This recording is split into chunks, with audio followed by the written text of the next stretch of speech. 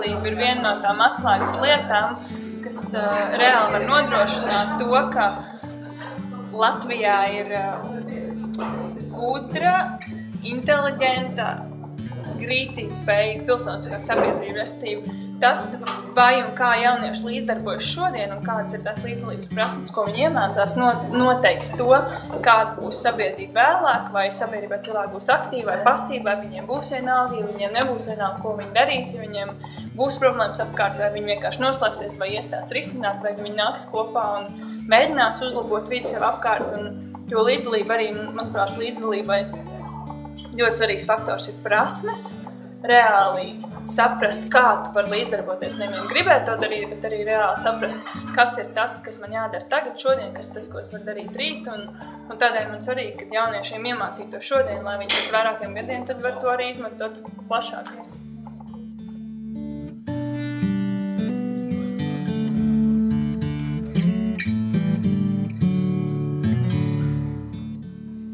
Es piedalos šajā projektā, tāpēc, ka man ir svarīga līdzdalība.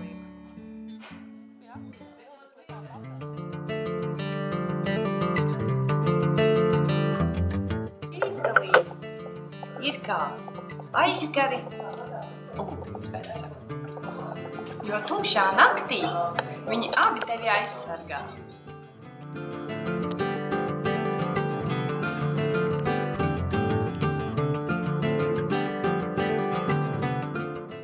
Man patīk jauniešu lietas. Man gribas uzzināt vairāk tas, kādas viņiem ir iespējas un ko viņi reāli var, kur viņi reāli var līdzdarboties īstenībā arī.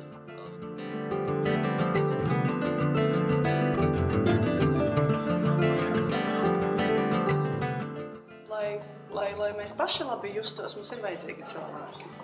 kurus mēs varam piesaistīt, iesaistīt, un šī te prieka sajūta, ka tu vari kādam citam pateikt, un tā ideja ir laba, un tā ir pietiekami svarīga, un tā ir vajadzīga, lai mēs eksistētu arī pēc 20 gadiem tajā pašā nolādētajā brīnišķīgajā Gulbenes novadā, un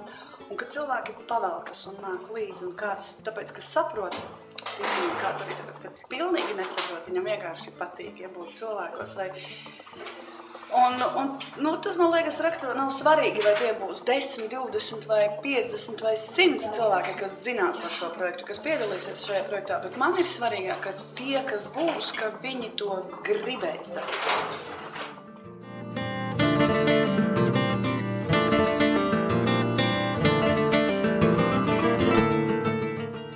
Jā, tāpēc mēs tā braucām, lai mēs varētu tās kaut kā izdomāt, kā lai viņi arī sāk domāt.